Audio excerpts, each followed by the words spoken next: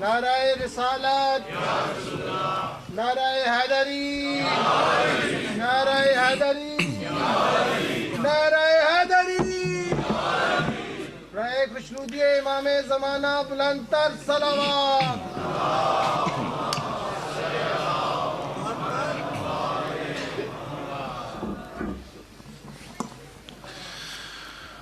اعوذ باللہ من الشیطان الرجیم، بسم اللہ الرحمن الرحیم، الحمدللہ رب العالمین بارئ الخلائق اجمعین، الحمد لأہلہ والصلاة علی اہلہ، الصلاة والسلام علی سید الانبیاء والمرسلین، العبد المؤید، الرسولنا المسدد، المصطفى الأمجد، الحبيب الأحمد، النبي الأمي المكي المدني، السراج المنير، الكوكب الدري، صاحب الوقار والسكينة، المدفون بأرض مدينة، سيدنا ونبينا وشفيع ذنوبنا، طبيب قلوبنا وحبيب نفوسنا ومولانا أبي القاسم محمد المصطفى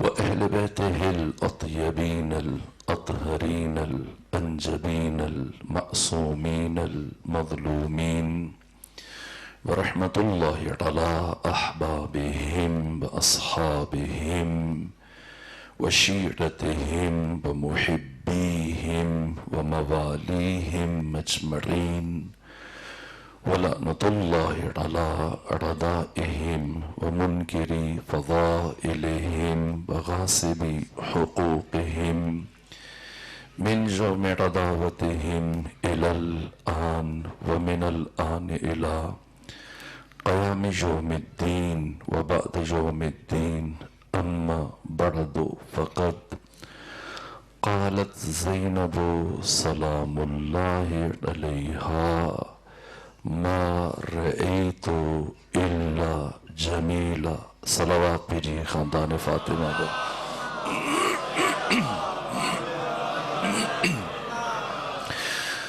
آقا امام زمانہ کی بارگاہ میں اور آپ مومنین کی خدمت میں آج کے دن عصمت صغرا عقیلہ بنی ہاشم، عالمہ غیر معلمہ، کربلا کی شیر دل خاتون، بطلۃ الحریہ، سفیر حسین، محافظ کربلا،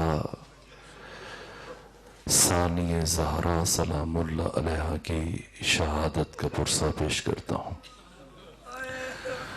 حق تعالیٰ تمام مومنین کو اپنی حفظ و پناہ میں رکھے۔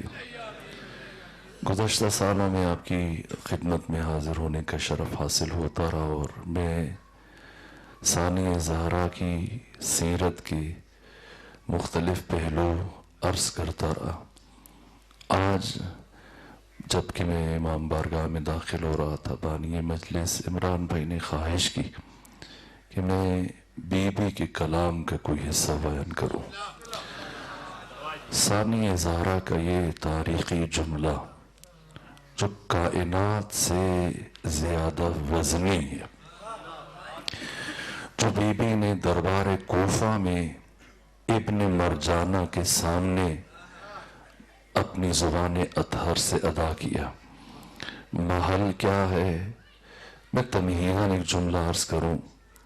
تاریخ انسانی میں جو محیر العقول واقعہ کربلا کا، جس نے عقلاء عالم کو اور دنیا کے دانشوروں کو جس طرح سے اپنی سمت متوجہ کیا، خصوصاً آخری چند سالوں سے جب اربعین حسینی کے موقع پر کربلا میں پوری دنیا کے شرفا، غیور، بامعرفت اور باشعور انسان سمٹ کر اکٹھے ہوتے ہیں بشریت ورطہ حیرت میں، اور عالمی سطح پر ہر ملک میں، ہر شہر میں ایسے لگتا ہے گویا آج ہی حسین شہید ہوئے ہوں۔ یہ 40 حسینی تاریخ انسانی میں، اور حالیہ دنوں کی مناسبت سے اگر عرض کروں، ابھی شنید ہے کہ پاکستان میں الیکشن قریب ہے، اور آپ دیکھیں در و دیوار پر آپ کو مختلف پوسٹر نظر آتے ہیں، اور ایسے چہرے کی جو شاید سال کے بقیہ شب و روز میں آپ کو دیکھنے کی سعادت نہیں ملی، اب بارہا آپ کے دروازے پر دق الباب کر رہے ہوتے ہیں، التماس کر رہے ہوتے ہیں، درخواست کر رہے ہوتے ہیں۔ ہر ایک کی خواہش ہے کہ کسی بھی طرح سے کچھ بھی کر کے قومی اسمبلی تک رسائی حاصل کر لے، یا صوبائی اسمبلی کی کسی نشست تک جا پہنچے۔ یہ انسان کی کمزوریاں ہیں۔ قرآن نے اور علی ابن ابی طالب نے نہج البلاغہ میں جو انسان کی سب سے بڑی کمزوری بیان کی، یہ انسان جو آسمانوں تک جا پہنچا ہے، جو سمندر کی گہرائیوں تک جا پہنچا ہے، جس نے پہاڑوں کو کاٹ کے رستے بنا لیے، جو مختلف ستاروں اور سیاروں تک جا پہنچا، لیکن قرآن فرما رہا ہے کہ یہ انسان بہت ضعیف ہے، کمزور ہے۔ اور علی فرماتے ہیں انسان کی سب سے بڑی کمزوری حب جاہ، حب ذات، خود پسندی ہے۔ اور علی فرماتے ہیں جب انسان اپنے آپ کو اچھا لگنے لگ جاتا ہے تو بہت جلد دوسروں کی نگاہوں میں ناپسند ہو جاتا ہے۔ یہ ہر انسان کی کمزوری ہے، چاہتا ہے کہ اسے پسند کیا جائے، اسے چاہا جائے، اسے سراہا جائے، اس کا ذکر کیا جائے، اسے یاد رکھا جائے، وہ محفلوں میں رہے، ذہنوں میں رہے، حافظوں میں رہے، تذکروں میں رہے۔ آپ دیکھ لیجیے جوان جو کثرت سے سوشل میڈیا استعمال کرتے ہیں، انہی میں سے ایک فیس بک اگر کسی بچے سے پوچھیں، اب تو بڑے بھی استعمال کرتے ہیں، پوچھنے کی ضرورت نہیں ہے۔ یہ فیس بک کیا ہے؟ جس میں ایک جوان، خواہ وہ بچہ ہے، نوجوان ہے، جوان ہے، خاتون ہے، حتیٰ بزرگ بھی اس دور میں شامل ہو چکے ہیں، جب جہاں جس موقع پہ جائیں، کسی دوسرے شہر میں، کسی دریا کے کنارے پر، کسی سمندر کے کنارے پر، کسی صحرا میں، کسی پارک میں، کسی اچھے منظر میں، یہاں تک کہ اگر کوئی حج پہ چلا جائے، عمرے پہ چلا جائے، طواف بعد میں شروع کرے گا، پہلے خانہ کعبہ کے ساتھ کھڑے ہو کے اپنی تصویر بنائے گا، اور اگر کوئی دوسرا تصویر کھینچنے کے لیے موجود نہ ہو تو یہ تکلیف بھی خود اٹھاتا ہے، اور آپ اپنی تصویر بناتا ہے، یہ بھی نہیں دیکھتا کہ خانہ کعبہ کی طرف پشت ہو رہی ہے، لیکن تصویر بناتا ہے، اور پھر جتنی تصویریں دن بھر میں دیکھتا ہے، بناتا ہے، ان میں تتبع تفحص کرتا ہے، چھان پھٹک کرتا ہے، ڈھونڈتا ہے، اور جو اس کے خیال میں سب سے اچھی تصویر ہوتی ہے اسے منتخب کر کے اپنی فیس بک کے صفحے کی زینت بناتا ہے، اور پھر اس کے عزیز، اس کے دوست، احباب، بہن بھائی، جاننے والے، چاہنے والے باری باری آ کر اسے پسند کرتے ہیں، کومنٹس کرتے ہیں، تبصرے کرتے ہیں، بہت اچھی ہے، ماشاءاللہ، بہترین تصویر ہے، اور یہ تعداد پھر بڑھنا شروع ہوتی ہے، 100، 50، 2000، 3000، 4000، جتنا جس کا حلقہ احباب وسیع ہوتا ہے، یہ پسند کا سلسلہ آگے بڑھتا چلا جاتا ہے، کومنٹس کا سلسلہ بڑھتا چلا جاتا ہے، اور تعداد سینکڑوں سے نکل کر ہزاروں میں، ہزاروں سے نکل کر لاکھوں میں، 5 لاکھ، 10 لاکھ، 20 لاکھ، لیکن کسی ایک نقطے پر پہنچ کر یہ تعداد رک جاتی ہے، اور پلٹ پلٹ کر اب بار بار یہ تصویر کو اٹھا کے دیکھتا ہے کہ آج شاید اس تعداد میں کوئی اضافہ ہوا ہو، لیکن نہ اکا دکا کوئی دیکھنے والا دیکھ لے، کوئی اضافہ نہیں ہو رہا، پھر جیسے جیسے دن گزر رہے ہیں بار بار دیکھتا ہے، شاید کسی اور نے پسند کیا ہو، لیکن نہ اب کوئی مڑ کر اس تصویر کی طرف نہیں دیکھ رہا۔ کیوں؟ اس لیے کہ ایک طرف انسان کی سب سے بڑی کمزوری ہے کہ اسے پسند کیا جائے، اسے یاد رکھا جائے، لیکن دوسری طرف انسانی حافظے کی یہ خصوصیت ہے کہ یہ زیادہ دیر تک کسی کو یاد رکھنے کے لیے تیار نہیں ہوتا۔ یہ انسان کی کمزوری ہے، وہ چاہتا ہے کہ اسے چاہا جائے، سراہا جائے، پسند کیا جائے، ذکر کیا جائے، اس سے متعلق گفتگو کی جائے، سب، لیکن انسان زیادہ دیر تک کسی کو یاد نہیں رکھتا۔ اگر کسی حد تک میں اشارہ کرنے میں کامیاب ہوا تو بس تمہیدی مرحلہ طے ہوا. یہ ہے انسانوں کا انفرادی حافظہ، جس کی ابھی میں نے ایک مثال آپ کی خدمت میں عرض کی، اور ایک ہے اسی کائنات کے تمام انسانوں کا اجتماعی حافظہ. تمام انسانوں کا اجتماعی حافظہ، اس اجتماعی حافظے کا نام تاریخ ہے، اور یہ تاریخ انسانوں کے انفرادی حافظے سے زیادہ ستم ظریف ہے. تاریخ سرے سے چھوٹے چھوٹے واقعات اور حوادث کو اپنے دامن میں جگہ ہی نہیں دیتی. بڑے بڑے واقعات، بڑے بڑے حوادث، بڑی بڑی جنگیں، انہیں تاریخ اپنے دامن میں جگہ دیتی ہے، لیکن کتنے عرصے کے لیے؟ مختصر عرصے کے لیے. جیسی دوسرے واقعات رونما ہوتے ہیں، پیش آتے ہیں، وہ واقعات ان کی جگہ لے لیتے ہیں، اور پھر یہ قصہ پارینہ بن جاتے ہیں، اور جیسے جیسے وقت گزرتا ہے ان واقعات کی رونق مان پڑنا شروع ہو جاتی ہے. وقت کے مقبرے کی یہ خصوصیت ہے کہ واقعہ خواہ کتنا ہی بڑا کیوں نہ ہو، وہ وقت کے سمندر میں ڈوب ہی جاتا ہے. تاریخ کے مقبرے کی یہ خصوصیت ہے کہ وہ حوادث اور واقعات کے جسموں کو جب اپنے دامن میں لیتی ہے تو تھوڑے ہی عرصے میں ہڈیوں کا برادہ بنا دیتی ہے، اور پھر تاریخ کے اوراق پر اس کا ایک پھیکا سا تذکرہ باقی رہ جاتا ہے، اور رفتہ رفتہ وہ بھی مان پڑ جاتا ہے. آپ دیکھیں دنیا کی بڑی بڑی جنگیں، پہلی جنگ عظیم اور دوسری جنگ عظیم، جنہوں نے دنیا کو ہلا کر رکھ دیا اور جن کے اثرات آج تک چل رہے ہیں، ان دو جنگوں کے کشتوں کی تعداد آپ پڑھیے، جوان بیٹھے گوگل پہ سرچ کریں کتنے افراد قتل ہوئے. جو گھروں میں آ کے مرے، میں ان کی بات نہیں کر رہا، ان دو جنگوں میں جو میدان جنگ میں قتل ہوئے فریقین کے افراد، ان کی تعداد 10 کروڑ سے زیادہ ہے. ایک دن میں فرانس نے الجزائر کے 16 لاکھ افراد کو قتل کر دیا، لقمہ اجل بن گئے. لیکن کیا کوئی ان کی یاد مناتا ہے، ذکر کرتا ہے؟ پھر مجھے بتائیں کہ یہ کربلا کیا ہے اور یہ عاشورہ کیا ہے، کہ جو آج سے 1400 سال پہلے ایک خشک ریگزار پر، تپتے ہوئے صحرا پر چند گھنٹوں کے لیے سورج کی طرح سے چمکا، لیکن ایسا چمکا کہ اس کی روشنی ہمیشہ کے لیے سارے عالم میں پھیل گئی.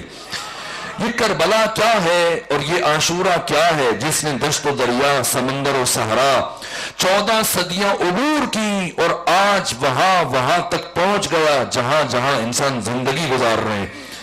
یہ سلطان پور مومنین کی ایک بستی ہے جہاں پہ کم تعداد میں مومنین آباد، اور یہاں ذکر حسین اور ذکر کربلا اور سامی زہرا کے ذکر کے لیے جمع ہوئے. اگر آپ یہاں سے اٹھیں اور دنیا کے اس گوشے میں چلے جائیں جہاں 6 مہینے کا دن اور 6 مہینے کی رات ہے، قطب شمالی اور قطب جنوبی، جب وہاں پہنچیں گے تو دیکھیں گے کہ ذکر حسین یہاں پر بھی برپا ہے. آئیں سوچیں کس نے کربلا کو سرمدی بنایا، کس نے کربلا کو لازوال بنایا، کس نے کربلا کو آفاقی بنایا، کس نے کربلا کو ہمگیر بنایا، کس نے کربلا کو یونیورسل بنایا، کس نے کربلا کو بنو امیہ اور بنو عباس کے ظالم ترین حکمرانوں اور ان بھیڑیوں کے دہن سے نکال کر آج کے باشعور انسانوں تک پہنچایا. وہ شخصیت کون ہے جس نے کربلا کو اسی طرح سے ہم تک پہنچا دیا جس طرح سے کربلا پیش آئی تھی، جس نے کربلا کو نابود نہ ہونے دیا، جس نے کربلا کے واقعے کو تاریخ کے اوراق پر گم نہیں ہونے دیا؟ وہ کون سی ہستی ہے جس نے واقعہ کربلا کو حافظ بشر سے کبھی محو نہ ہونے دیا؟ کس نے کربلا کو تمام درندوں سے بچا کر ہم تک پہنچایا؟ یہ تاریخ کا مزاج نہیں ہے، یہ زمانے کا مزاج نہیں ہے، یہ وقت کی خصوصیت نہیں ہے. آئیں سلام کریں اس معظمہ کو. اور صرف آپ نہیں، کائنات کا ہر باشعور انسان، یہاں تک کہ محمد سے لے کر محمد تک، امام زمانہ تک، یہ 14 کے 14 مدیون ہے اور شکر گزار ہیں سامی زہرا کے. یہاں تک کہ زمانے کے محمد مصطفیٰ امام زمانہ ایت اللہ مرشی نجفی فرماتے ہیں کہ آقا ایک شب مجھے خواب میں آئے اور مجھ سے فرمایا مرشی جاؤ فلاں گلی میں ایک شاعر رہتا ہے، اسے جا کے میرا سلام پہنچاؤ اور اس سے کہنا رات جو اشعار تم نے لکھے زمانے کا امام تمہارا شکریہ ادا کرتا ہے. بیت اللہ مرشی فرماتے میں گیا، دق الباب کیا، شاعر نے دروازہ کھولا، میں نے آقا کا سلام پہنچایا، حضرت کی طرف سے شکریہ منتقل کیا، پلٹنے لگا تو مجھے خیال آیا کہ بھلا وہ کیسا کلام ہوگا جس پر زمانے کا امام اس شاعر کا شکریہ ادا کر رہا ہے۔ میں نے پوچھا شاعر مناسب سمجھو تو وہ کلام مجھے بھی دکھا دو۔ اب وہ شاعر کلام اٹھا کے لایا جس کا پہلا شعر یہ تھا کہ سر نئی در نئی نوا می ماند اگر زینب نبود، کربلا در کربلا می ماند اگر زینب نبود، کربلا کربلا ہی میں رہ جاتی اگر زینب بنت علی نہ ہوتی۔ یہ بی بی وہ ہے جس نے کربلا کو بچایا ہے، جس نے کربلا کو پہنچایا ہے، اور اس سے بڑھ کر جو آج کا موضوع سخن میں نے عمران بھائی کی خواہش میں منتخب کیا، جس نے کربلا کو پہچانوایا ہے۔ کون سا بشر کس کا ہیتا ادراک اس لائق ہے کہ وہ واقعہ کربلا کا تحلیل اور تجزیہ کر سکے؟ کوئی فلسفی، کوئی دانشور، کوئی کون فقی، مفتی، کوئی مجتہد؟ کون بتائے کربلا کی الف با کیا ہے؟ کون بتائے کربلا کی جامعیت کیا ہے؟ کون بتائے کربلا کے ابدی اور سرمدی ہونے کا راز کیا ہے؟ کس نے بتایا؟ کس نے کربلا کو سمجھایا؟ اسی بی بی نے جس نے کربلا کو بچا کے ہم تک پہنچایا۔ کیسے کربلا کا تعارف کیا اور کس کس کے سامنے کن حالات میں کربلا کو بتایا، کربلا کی ماہیت کو، کربلا کی حقیقت کو، کربلا کی وسعتوں کو، کربلا کی گہرائیوں کو۔ ثانی زہرا نے بشر کو وہ دید عطا کی کہ اگر کربلا کو پڑھنا چاہتے ہو، عاشورہ کو سمجھنا چاہتے ہو تو کس زاویے دید سے، کس افق پر، کون سی اینک لگا کے کربلا کو دیکھو تو تمہیں کربلا سمجھ میں آئے گی۔ تمہیں یہ 72 سمجھ میں آئیں گے، تمہیں حسین سمجھ میں آئے گا، تمہیں حسینیت سمجھ میں آ جائے گی۔ کہاں کہاں بتایا؟ میں ایک جملہ منتخب کر رہا ہوں آج کی اس مختصر گفتگو کے لیے۔ ثانی زہرا تاریخ انسانی کا سب سے مشکل ترین مرحلہ طے کرنے کے بعد جب عبید اللہ ابن زیاد کے دربار میں پہنچی ہیں، ابن مرجانہ کے سامنے اس طرح سے کہ بیڑیوں میں، زنجیروں میں سید سجاد، باقی تمام بیبیاں، ایک رسی میں 14 بیبیوں کو اس طرح سے اسیر کر کے لایا جا رہا تھا کہ کچھ بیبیوں کو مجبوراً چھوٹے بچوں کی وجہ سے خم ہونا پڑ رہا تھا۔ یہ بھوکے اور پیاسے بیبیاں اور بچے جیسے ہی پہنچے، اس نے اپنے دربار کو سجایا ہوا تھا، تیار کیا ہوا تھا، یہاں تک کہ ابن مرجانہ ایک مرتبہ جیسی بیبیوں کو لایا گیا، اس نے کمال رعونت اور کمال تکبر سے ایک مرتبہ بیبیوں کی طرف اشارہ کیا، پھر مشیر سے پوچھا میں نے سنا ہے ان اسیروں میں علی کی بڑی بیٹی زینب بھی آئی ہے۔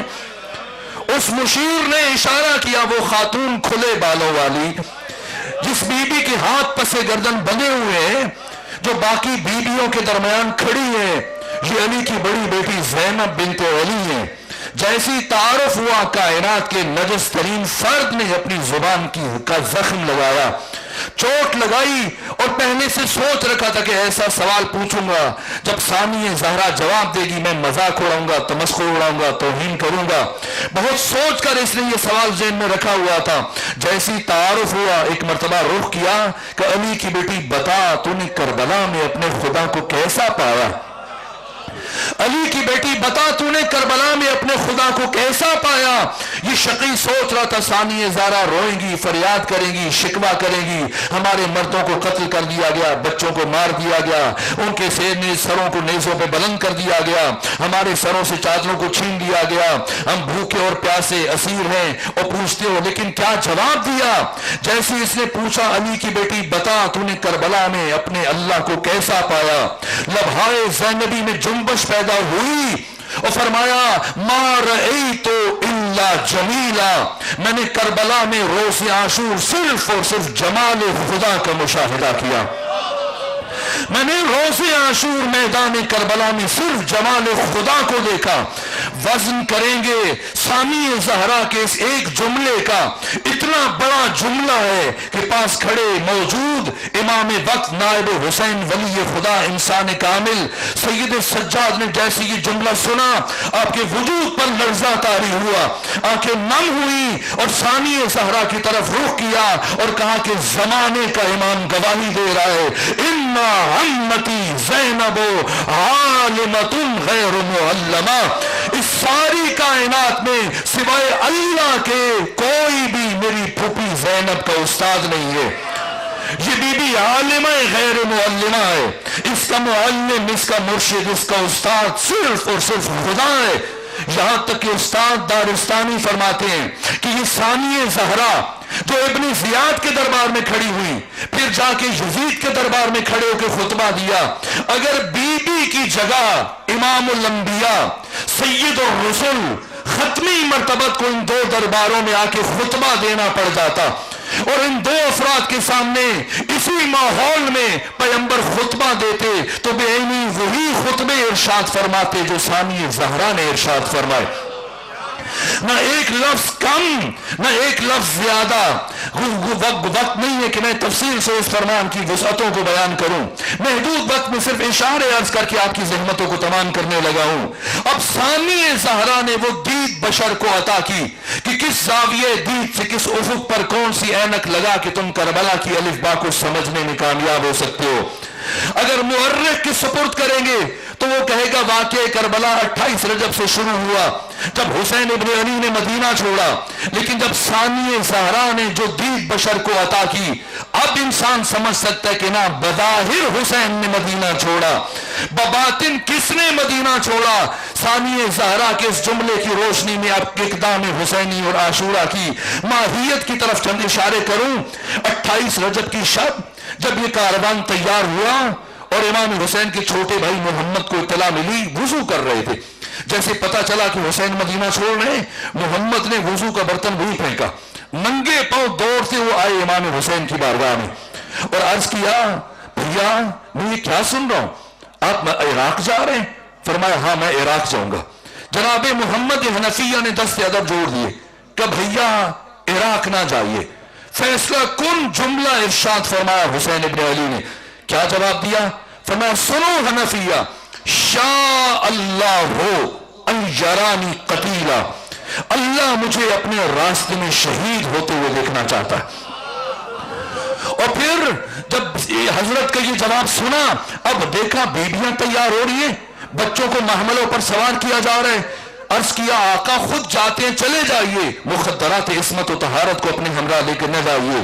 دوسرا فیصلہ کن جملہ ارشاد فرمایا حسین ابن علی نے، کیا فرمایا؟ فرمایا حنفیہ شاء اللہ ہو ان یراہن سبایا، اللہ ان بیویوں کو اپنے راستے میں اپنی مقصد کی بقا کے لیے اسیر ہوتے ہوئے دیکھنا چاہتا ہے۔ اب ثانی زہرا نے یہ دید بشر کو عطا کی، بظاہر حسین مدینہ چھوڑ رہے ہیں، بباطن مشیت خدا مدینہ چھوڑ رہی ہے، بباطن رضائے خدا مدینہ چھوڑ کر کربلا جا رہی ہے۔ اس لیے روز عاشور جب ثانی زہرا نے بشر کو دید عطا کی، روز عاشور جب حر ابن یزید الریاحی آنکھوں پر پٹی باندھ کر اپنے بیٹے اور غلام کے ساتھ بارگاہ حسینی میں آئے اور دست ادب جوڑ دیے، آقا کیا میری توبہ قبول ہو سکتی ہے؟ کیا مجھے معافی مل سکتی ہے؟ سنیں جو ثانی زہرا نے فرمایا۔ حسین کون؟ حسین روح زمین پر رضائے خدا، حسین روح زمین پر ارادہ خدا، حسین مشیت خدا۔ جب حر نے کہا معافی مل سکتی ہے، نہیں کہا دعا کروں گا نماز پڑھوں گا مل جائے گی، نہ ادھر حر نے کہا مقتل کی 56 کتابیں ابھی مخنف منہاج الدموع دمت الثاقبہ نفس المحموم کوئی اٹھائیں، جیسی حر ابن یزید الریاحی نے کہا کیا مجھے معافی مل سکتی ہے، لبھائے حسینی میں جنبش پیدا ہوئی، فرمایا حر جا اللہ نے تجھے معاف کیا۔ حسین روح زمین پر ارادہ خدا کا مظہر، حسین روح زمین پر علم خدا کا مظہر، علم خدا کا مظہر۔ جب روز عاشور ابو سمامہ سائلی بارگاہ حسین ابن علی میں حاضر ہوئے اور حاضر ہو کر عرض کیا فرزند رسول کیا زوال ہو گیا، نماز کا وقت ہو گیا؟ جی چاہتا ہے آپ کی ابتدا میں آخری نماز پڑھ لیں. کیا زوال ہوا؟ کوئی اور ہوتا کہتا شاخص نصب کرو، چھڑی زمین میں گاڑو، پھر سائے کی طرف دیکھو، اگر سایہ گھٹنے کے بعد بڑھنا شروع ہوا تو زوال کا وقت ہو گیا ہوگا. نہ، جیسی ابو ثمامہ سائلی نے فرزند رسول سے پوچھا کیا نماز کا وقت ہو گیا، ایک مرتبہ رخ کیا آسمان کی طرف اور اگلے ہی لمحے فرمایا، جیسے پوچھا فرمایا لا، فوراً کا نام. ابو ثمامہ سائلی ورطہ حیرت میں، فرزند رسول کیا سمجھو؟ جیسے آپ مجھ سے سمجھے عمران بھائی کہ اگلے سال بھی آئیں گے، اور میں کہوں نہیں. ہاں، وہ کہ میں کیا سمجھوں؟ نہیں، یہاں ابو ثمامہ سائدین کا وقت ہوا؟ فرمایا نہیں. فوراً کہا ہاں، نعم، لا، نعم. کہ حضرت میں کیا سمجھوں؟ فرمایا جب تم نے پوچھا تب نہیں ہوا تھا، جب میں نے اپنے لبوں کو جنبش دی اور لا کہا تب بھی نہیں ہوا تھا، لیکن جیسی لا مکمل ہوا، وقت داخل ہو چکا تھا، میں نے فوراً سے نام کہہ دیا. یہ حسین ہے علم خدا کا مظہر، نبض کائنات پر ہاتھ ہے حسین ابن علی کا. حسین ارادہ خدا کا مظہر، حسین مشیت خدا کا مظہر، حسین رضا خدا کا مظہر، حسین علم خدا کا مظہر، حسین عزت خدا کا مظہر، حسین غیرت الہیہ کا مظہر تام. روز عاشور ایک مرتبہ حسین اتنے پیاسے تھے کہ سید ابن طاؤس نے اللحوف میں لکھا، شدت پیاس کی وجہ سے حسین جب آسمان کی طرف سر اٹھاتے تھے، آسمان حسین کو دھوئے کی شکل میں نظر آتا تھا. اتنے پیاسے حسین. اور ایسے مرحلے میں جب سارے ساتھی شہید ہو گئے، حسین اکیلے ہیں، جسم کا خون بہ چکا ہے، جتنا خون بہتا ہے اتنی شدت پیاس انسان کو اذیت کرتی ہے. اتنے پیاسے حسین، 4000 سے زیادہ زخم لگ چکے. ایسے میں ایک مرتبہ عمر ابن سعد آگے بڑھا اور آگے بڑھ کر آپ سے کہتا ہے، مجھے ابھی ابھی کوفہ سے عبید اللہ ابن زیاد کا خط آیا اور وہ یہ کہہ رہا ہے کہ اے عمر ابن سعد، حسین سے کہو اگر ابھی بھی بیعت کر لے، معافی مانگ لے تو انہیں معاف کر دیا جائے گا. انسان کسی نہ کسی مرحلے پر پہنچ کر اس کی برداشت جواب دے جاتی ہے، ہمت جواب دے جاتی ہے، وہ خود کو سرنڈر کر دیتا ہے. لیکن مشکلات جب پورے عروج پر تھی، مسائل جب پورے عروج پر تھے، شدت پیاس کی اس کیفیت میں جب سارا جسم زخم اور لہو تھا، جیسے حسین ابن علی نے عمر ابن سعد کی آواز سنی، ایک مرتبہ 3 دن کے سوکھے گلے سے اب جو حسین کی آواز جاری ہوئی، آپ کی حلقوم اور حنجرے سے پورے میدان کربلا میں سنی گئی. ایک مرتبہ لبھائے حسینی میں جنبش پیدا ہوئی. فرمایا ان الدعی یبن الدعی قد رکزنی بین الاثنتین، حرام زادے کا حرام زادہ بیٹا وہ مجھے اختیار دے رہے بین الذلت والذلہ، کہ میں ذلت قبول کروں یا پھر مرنے کے لیے تیار ہو جاؤں. اے عمر ابن سعد، جا کر کوفہ میں عبید اللہ ابن زیاد کو بتا دینا حسین کربلا میں کہہ رہا تھا ہیہات من الذلہ، اللہ نے ذلت کو حسین سے بہت دور رکھا ہے. حسین عزت خدا کا مظہر، حسین جلال خدا کا مظہر. اب تک تلوار نہیں اٹھائی تھی. بس آخری جملہ عرض کرو میرے عزیز بھائی، جناب خمی صاحب تشریف فرمائے اور مجھ سے 1000 درجے بہتر انداز میں بیان کریں گے. بس میں آخری جملہ عرض کروں، حسین غیرت الہیہ کا مظہر. اور بس ایک جملہ اور عرض کروں، آپ کی زحمت کو تمام کروں. اب حسین ابن علی نے ارادہ کیا، علی اکبر کی لاش اٹھائی، تلوار نہیں چلائی. قاسم کی لاش کے ٹکڑے چن لیے، تلوار نہیں اٹھائی. آپ کے ہاتھوں پر علی اصغر کی گلو اطہر میں تیر پیوست ہوا، تلوار نہیں چلائی. سمجھے حسین کون ہے؟ کربلا میں کب تلوار اٹھائی حسین ابن علی نے؟ اب سمجھنا ہے. ایک مرتبہ اپنی ذوالجناح کو خیام کے دروازے پر باندھا، اپنے نانا کے ناکہ پر سوار ہوئے، نانا کا امامہ سر پہ رکھا، نانا کا عصا اٹھایا، نانا کی انگوٹھی پہنی، نانا کی رضا کندھوں پر رکھی اور اب چلے اور آخری خطبہ دیا. آخری خطبہ ارشاد فرمایا. اور جب خطبے کا کوئی اثر ظاہر نہ ہوا، فرمایا میں جانتا تھا آج کے دن تم میں سے کسی پر حسین کی نصیحت اثر نہیں کرے گی، اس لیے کہ جس شکم میں لقمہ حرام داخل ہو چکا ہو ایسے شخص پر حسین کی نصیحت اثر نہیں کر سکتی۔ بس مجھے ایک سوال کا جواب دو کہ کیوں تم سب کے سب میرے قتل پر جمع ہوئے ہو؟ کیوں مجھے قتل کرنا چاہتے ہو؟ سمجھیں گے یہ بچے، یہ جوان کہ حسین ابن علی نے یہ اقرار کیوں لیا؟ اس لیے کہ اب حسین نے تلوار اٹھانی ہے، اور تلوار اٹھانے سے پہلے حسین یہ اعتراف لینا چاہتے ہیں۔ حسین نے مورخ کے سپرد نہیں کیا کہ وہ کربلا کی تاریخ لکھے، نہ حسین اپنی کربلا کی تاریخ خود بیان کر کے جا رہے ہیں۔ ایک مرتبہ پوچھا بتاؤ کیوں تم سب میرے قتل پر جمع ہوئے ہو؟ بیک زبان سب کی آواز آئی بغضاً لابیک، اے حسین تیرے بابا علی کی دشمنی میں۔ جیسے یہ جملہ سنا اب حسین پلٹے، جا کے ناکا کو واپس خیام کے دروازے پہ باندھا، اور اب ذوالجناح پر سوار ہوئے، اور اب اپنے بابا کی ذوالفقار اٹھائی، اب میدان جنگ کی طرف آئے۔ سمجھیں گے یہ بچے اور جوان جو محفل میں تشریف فرمائیں کہ حسین ابن علی نے دشمن سے یہ اعتراف کیوں لیا؟ اس لیے کہ حسین خود کربلا کی تاریخ لکھ کر جا رہے ہیں۔ امام طبرانی جن کی وفات 260 ہجری میں ہوئی، جن کی ولادت 260 ہجری میں ہوئی اور وفات 360 ہجری میں ہوئی، اہل تسنن کیا پہاڑ سے وزنی نام ہے دنیا حدیث میں، یہ عظیم محدث امام طبرانی متوفا 360 ہجری، انہوں نے معجم الاوسط کی 4تھی جلد میں یہ واقعہ بیان کیا۔ اور سنیں حسین جب مدینہ چھوڑے تو کیا فرمایا تھا؟ وہ اسیرو بسیرت جدی رسول اللہ، میں اپنے قیام میں اپنے نانا کی سیرت کو زندہ کروں گا۔ اور کس طرح سے حسین نے قدم قدم پر اپنے نانا کی سیرت کو زندہ کیا۔ اللہ امام طبرانی نے لکھا معجم الاوسط کی 4تھی جلد میں کہ رسول اسلام کے اصحاب میں سے ایک صحابی آپ کی بارگاہ میں بیٹھا، اور آپ تفصیل سے ان کو دیکھ لیجیے، روایت میں اشارہ کر رہا ہوں۔ اور جب وہ بیٹھے امام کی بارگاہ میں برید اسلمی، تو ختمی مرتبت کے سامنے تو یہ سوال کیا، یا رسول اللہ میں ہر روز آپ کی زبان سے علی کی فضیلت سنتا ہوں، اب ہر روز علی سے متعلق کچھ نہ کچھ بیان کرتے ہیں، لیکن میں اندرونی طور پر ذہنی طور پر ایک مشکل میں مبتلا ہوں، اور میں کبھی کبھی اپنے دل میں علی سے متعلق بغض محسوس کرتا ہوں، کینہ محسوس کرتا ہوں، دشمنی محسوس کرتا ہوں۔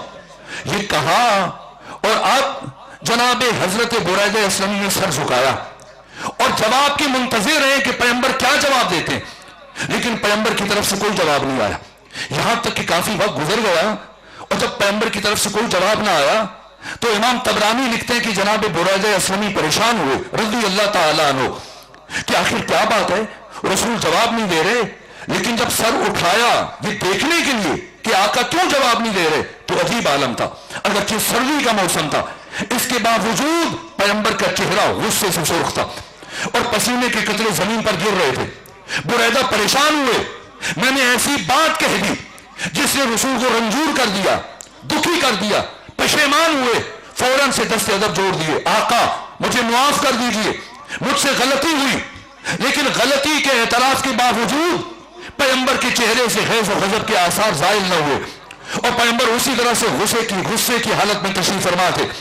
اب بریدہ کی پریشانی اور بڑھی اور دیکھا بات غلطی سے بڑھ چکی ہے، عرض کیا یا رسول اللہ مجھ سے گناہ ہوا، آپ اللہ کے نبی ہیں، مجھے معاف کر دیں، لیکن اعتراف گناہ کے باوجود بریدہ نے دیکھا پیغمبر نے کوئی جواب نہ دیا۔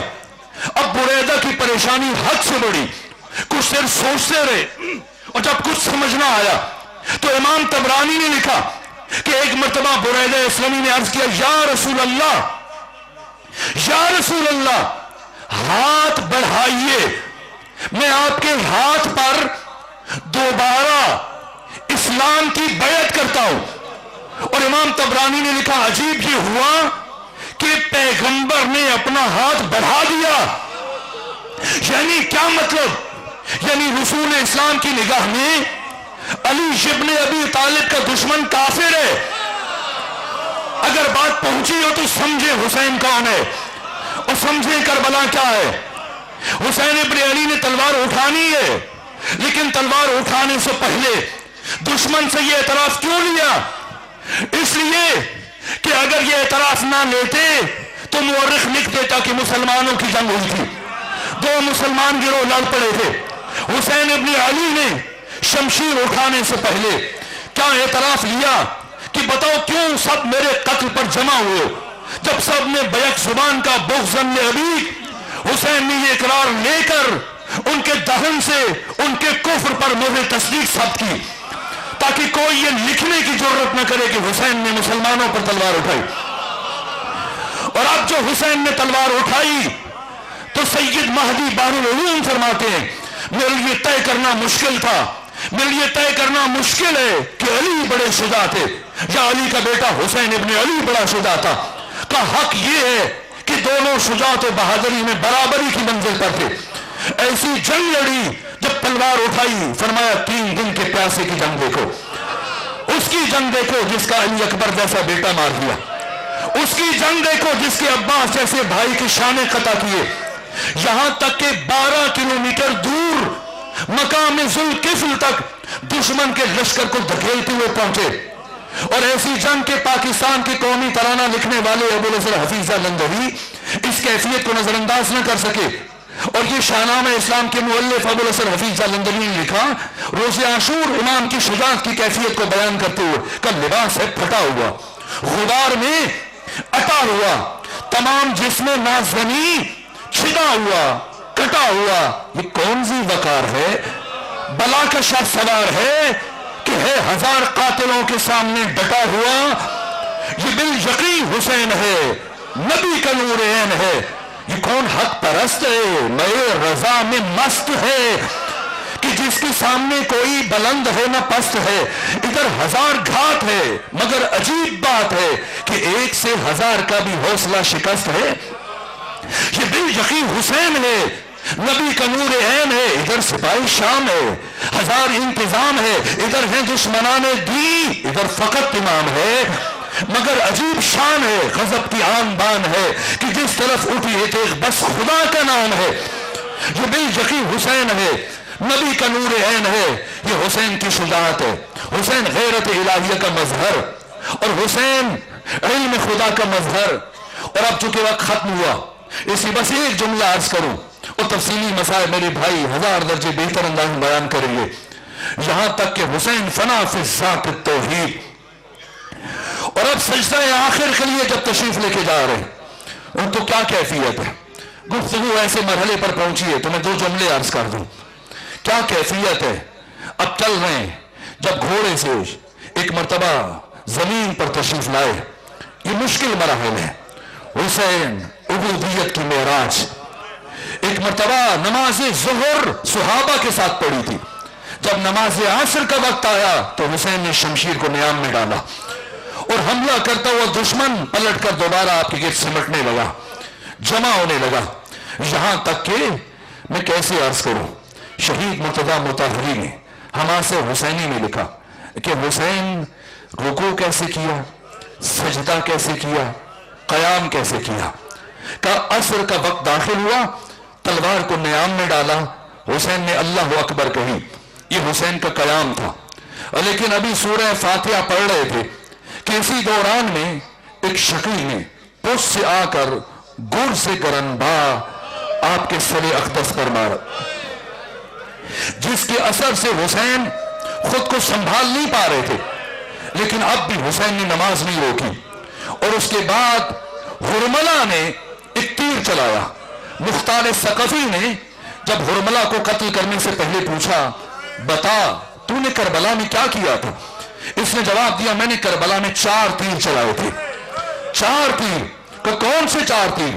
کہ ایک تیر مشق سکینہ پر، دوسرا تیر غلو علی اصغر میں، تیسرا تیر چشم ابوالفضل العباس میں، اور چوتھا تیر میں نے وہ چلایا جس سے کربلا کی جنگ ختم ہو گئی۔ کہ یہ کون سا تیر تھا؟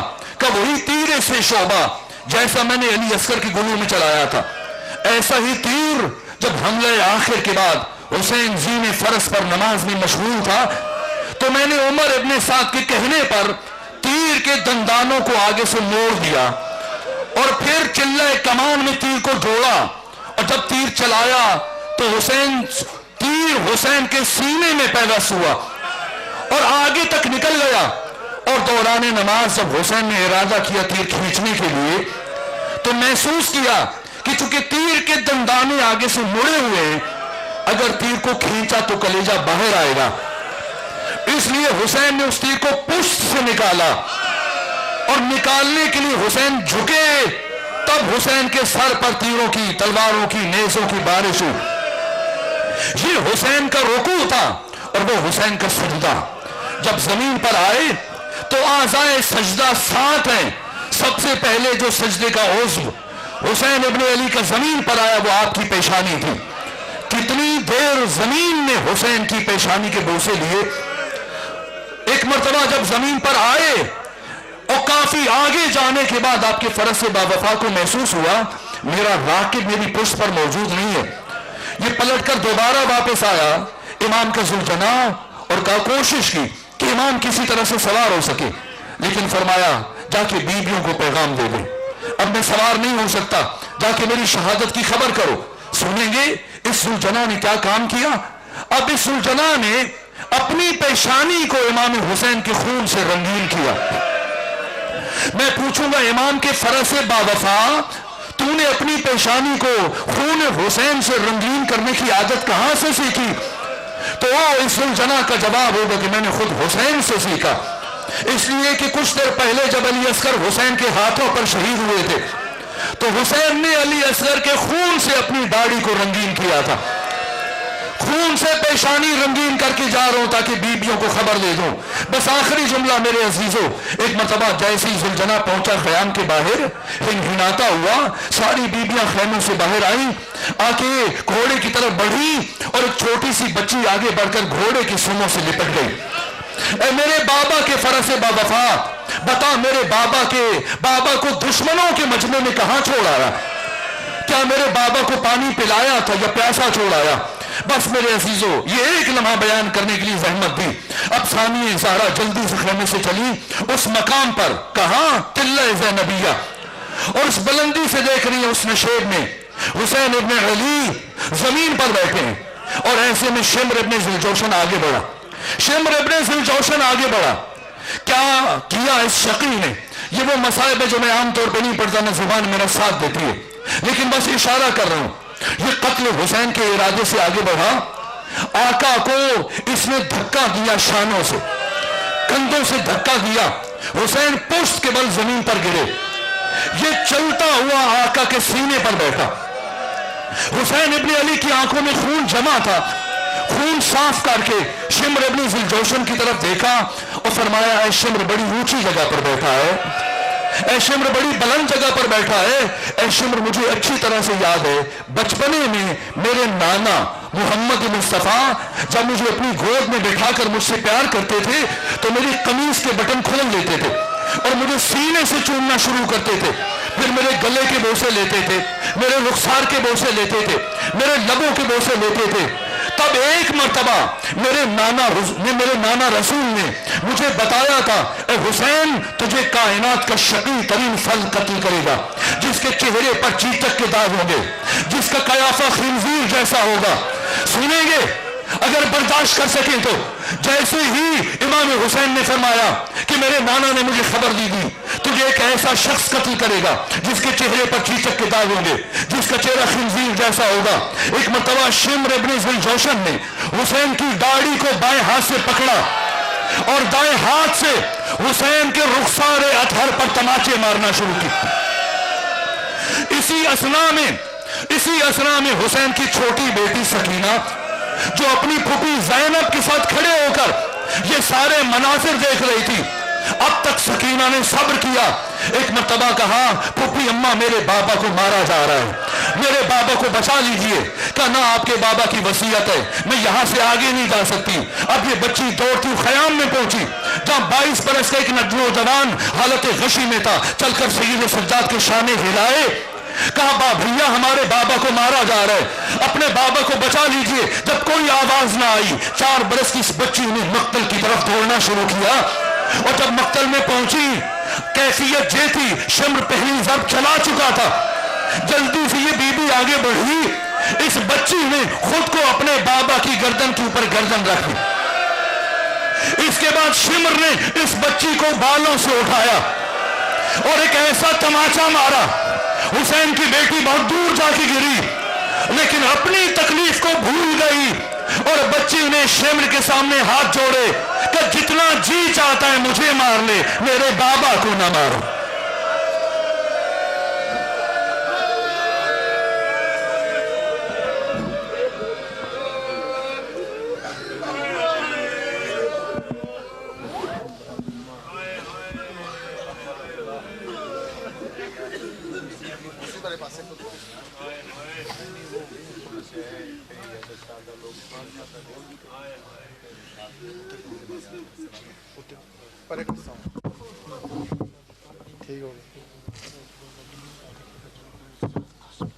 ठीक हो गया।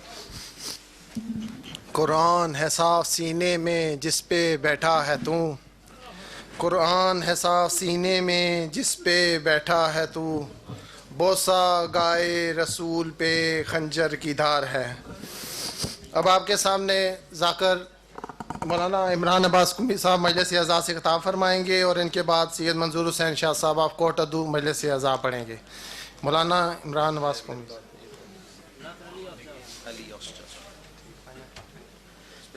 नहीं